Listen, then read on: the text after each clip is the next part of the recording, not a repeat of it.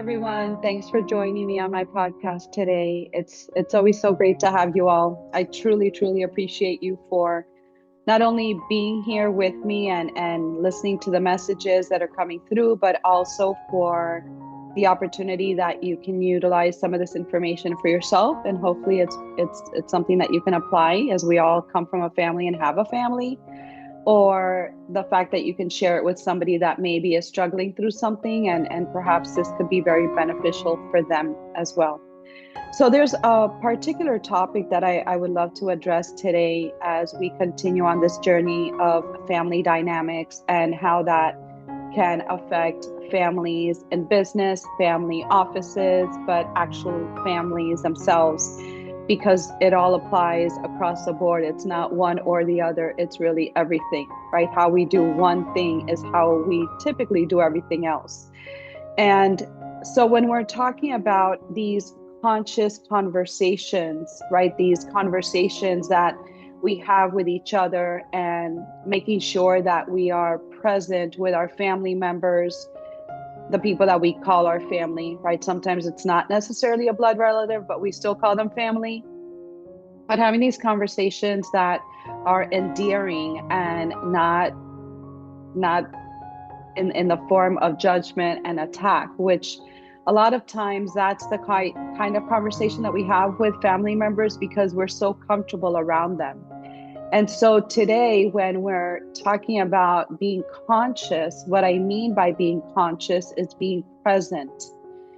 There's something so beautiful when we're having a conversation with someone and we feel that they are present with us, that they are honoring the time that they're spending with us and the time that they're having this conversation and exchange with us, versus when we are speaking to someone and they're interrupting us constantly, or they're going through their phone and we know that they're not being present with us. We know that they're not really paying attention.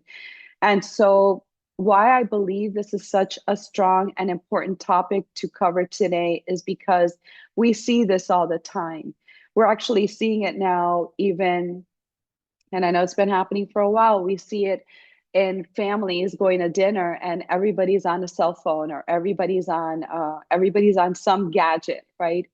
Even the little ones, right? I watch toddlers and parents are having dinner with them, and instead of engaging with the child and bringing the child in to what is happening at the dinner table, they actually give them an iPad or a movie to watch, or cell phone, or something. And so it just becomes very evident that the person is not going to feel that they are being paid attention to. So of course, if it's a toddler, you're going to have a whiny, crying toddler, rather than getting them engaged in doing something at the dinner table that is not ignoring them, right? So that's the one thing that we all know, is that we love to take some attention or have some attention on us. And when we are deliberately, maybe not intentionally, but just really just scheduling our time around being there, but not really being there, is what gets families into a lot of trouble.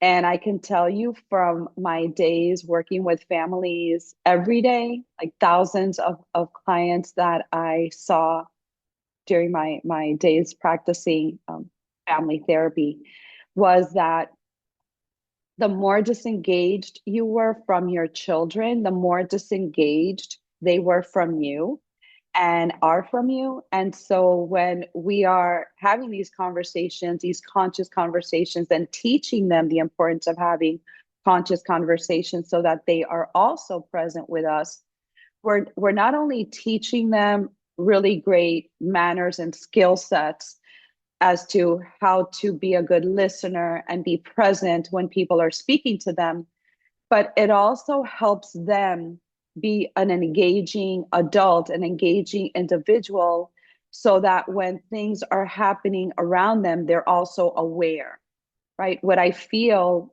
that is happening in our environment nowadays is that people are just walking around thoughtless. They're really not thinking about what's happening in front of them. They're not thinking about how today's actions can imply something for them tomorrow, the consequences of their actions. And so we live in a very non-consequential environment, and we're bringing that into everything that we do, right? So we're definitely bringing that into our home environment with our families. That definitely is dinging and creating chaos in our own family dynamics, because when we are expecting our kids or our partners to pay attention to us, we've got to go back to what I said originally. How we do one thing is what is how we typically do everything else, is how we are not being present with them, so why would they want to be present with us? And so this disconnect that I see time and time again, that affects the family dynamic and affects so many areas of our lives, not only in the exchange and then the conversations, but how it applies to the business aspect. And bottom line, when we're running a big firm, or when we're running a big company, or when we're running a big family office, is that the conversation piece has to be addressed. It's one of the most important aspects of how we engage with people, how we do business with people, but how we engage within ourselves, right? Are we that person that is on the cell phone or on social media all day, every day? Because we also need to step back and be with ourselves for a little while to get to know ourselves. And what is it that is impairing us from sharing what we feel, how we feel? It's impairing us from having those uncomfortable conversations, which families love to dodge. Families are probably, I would say, experts in that area. It's like, no, it's an uncomfortable conversation. I'm not going to speak to my husband or my wife right now. No, it's an uncomfortable conversation. I'm not going to address my parents. No, it's an uncomfortable conversation. I'm not going to speak to my kids about that because, I'm not sure how they're going to react. And so that is the environment that we have been creating when we're not engaged and engaging conscious conversations and being present with each other. And being present with ourselves is where it all begins. If we're having time to close out our phone during the day and just being present with your thoughts, present with your feelings, present with how you're experiencing today, what is there to be grateful for? And even meditation, which is something that I speak about extensively, because it's something that was very helpful for me to quiet my mind, to calm my mind. It's not meditation. I know everybody thinks it's meditation, like a guru in the middle of a mountain or a monk somewhere, but that's not the kind of meditation that I'm implying. I'm speaking more about calming yourself and being with yourself, even if you're closing your eyes, you don't want to close your eyes, but it's really about being with your thoughts, being with your emotions, being with your energy. How am I feeling today? Coming back to center. What is going on through my mind? How do I quiet my mind? And typically we can do that through music. We could do it through calming music. We could do it with being aware of our breath and doing a little bit of breath work, but nothing that is going to make you feel uncomfortable or is going to make you feel disconnected, which it really shouldn't. If you're doing something right with being with yourself, by yourself for a little while, that should be something that you ease into, and little by little you'll feel more and more comfortable, maybe taking walks by yourself, maybe having coffee by yourself, maybe going to a dinner by yourself, and just not with the phone, not with a book, but just really being with yourself, by yourself, and embracing, right, that experience, that being by yourself doesn't mean there's anything wrong with you. Being in silence doesn't mean there's anything wrong. And we live in a society that is so chaotic, it's so loud, it's so noisy, it's so busy all the time, that sometimes even being in silence with your partner, being in silence with your friend feels awkward. And so I'm bringing all of these points up today because how you are experiencing life within yourself is also telling how you're experiencing life outside of yourself. And we've lived in an environment where separating from ourselves and just being caught up in that, the next trend, the next influencer, the next social media post, what the celebrities are doing, the next video that we take of ourselves that we have to clip the hell out of it and just filter through everything and clean it all up because God forbid anybody sees what you really look like. All of this is how you are showing up for yourself, right? And for your family to experience life with yourself, but also with your family members. And when we can understand that being present in the conversation, and then I'm going to take it to the next level, being curious about the conversations that you're having with your family members, it just takes the relationship to another level.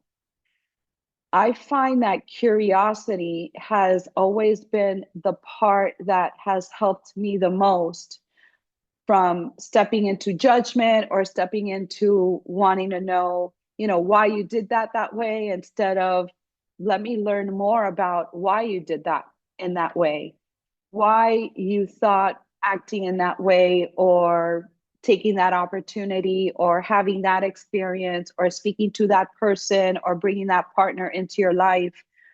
Having that curiosity is a very elevated way of thinking. It is a higher vibration, higher frequency, because you're not using the information against somebody. Don't we hate when that happens, right? We've confided something in somebody that we love and we believe loves us, and then they take it and they use it in the next fight or the next argument, they use it against us, right? The same thing that we brought to their attention that we were struggling with, and then they go ahead and, oh, because you see, that's exactly what, that's who you are, right? And that's exactly why you're having that problem, or you're going through that separation or that divorce. It's because you make those kinds of decisions. And instead of holding all of that over us, all of that judgment and all of that negativity, when we're curious, we give the person an opportunity to explain themselves.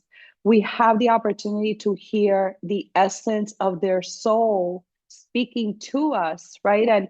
And it helps us to then, as we're curious about what they're saying, we're coming in with the energy of compassion and love, right? So guess what? We're just opening up the space, the field, the energy for them to be able to share even more with us. And perhaps it's how they get to diffuse and hear themselves speak out loud about what's going wrong so that they can pivot and change it into something positive for themselves. So when we give our family members and we're creating this powerful dynamic within our family members, and we bring in this wholeness, right? And this caring energy that we really care for them and what they're going through and how they're getting through it without us having to do anything. This is not about you stepping in and saving them, or this is not about you saying, no, no, no, no. I understand you're going through something very difficult and you're going to get through this, right? Take it day by day, right? Those are great advices, but sometimes we just need someone who serves as a sounding board, someone that will just listen to us with curiosity as to why we're experiencing what we're going through in that moment.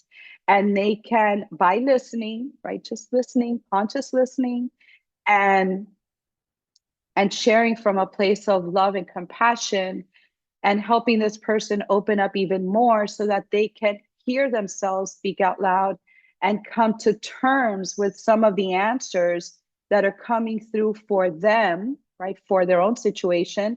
And if they're having trouble finding the answers, then you can, at least from a good place, right, from a place of really caring and being compassionate to them and their soul, you can then give an advice without judgment of perhaps something that they can do. Or what I love to do is tell somebody something that has worked for me in the past for myself. And so when you can do that from not placing this energy of guilt, right? Our families are usually the ones that make us feel the most guilty. Like, instead of making us feel that energy of guilt and that we need to feel ashamed, or that we should, or we feel them blaming us or making us feel doubtful and sad and afraid, instead of being that family that continues with that family dynamic that clearly, I promise you, I know for a fact it's not working, that you can come from a place of love and compassion and care. But what really opens and expands that up is curiosity, is being curious. Tell me more about what you're going through. I understand that you're feeling sad right now. I understand that you are feeling lost. I understand that you may be feeling very ashamed for this experience that you're going through. Tell me more because I want to listen. I want to be here for you. I may not have an answer, and that's okay. That's not, they may not be coming to you for an answer. They may be coming to you for just to listen. And so, what I love to share with my families all the time, with every single family that I meet and every single family member that I speak to, is that you all came together to do life together. Like this was, and I feel, this is my opinion, is that our souls come together to do this and to become a family with these particular people, these members, for a reason. And it doesn't mean that we're stuck together forever. It doesn't mean that if if things happen between maybe the partners, like the mom and the dad, or even the siblings, that you're just going to pretend like whatever happened didn't happen. I'm asking you more than anything, what I believe is going to be helpful is to at least try to come to the table with a conversation rather than speaking ill of each other behind each other's back and creating all of the gossip and all of the drama that happens within families. That you can come from a place of compassion, and you know what, let's sit down and have a conversation. I remember the day that this and this happened. I want to hear what you were thinking, what you were feeling, what was going on for you, and then I'm going to share and express what was going on for me, so that we can elevate out of this, transcend from this experience, from this darkness, this negativity that has kept us estranged all these years. But at least we've each had an opportunity to speak our minds, speak our hearts, speak our energy, and we get to listen and exchange with each other. And then you can make a decision whether continuing the relationship is important or not. But I promise you that 9 times out of 10, speaking through these experiences and these past dynamics that were not working for you or for either one of you, obviously, if it's not working for one person, it's not working for the other, then that can substantiate a better, definitely a new kind of relationship that is not the kind of relationship you were experiencing before. What you know for certain is that how you were experiencing that relationship before broke. That's it. It broke. It's a broken relationship. How do we reconvene, or how do we start this new clean slate with each other? Is that we both have to come to the table with open hearts, open mind, and with an energy and vibration that elevates us and brings love to each other without the judgment and without the damaging shame and guilt that typically happens in family conversations.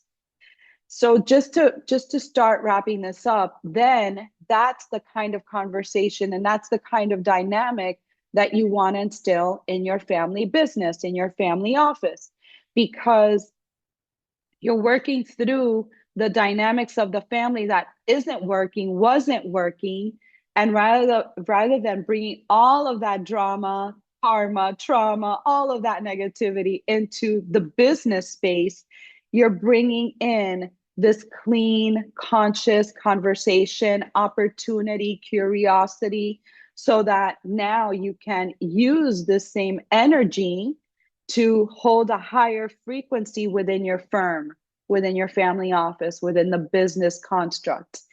And that's how we start to work through all of these estranged relationships, or not being present and conscious and not conscious of the conversations that are happening in front of us, right? So just to kind of wrap all this up, as I was saying earlier, we came together to do this together.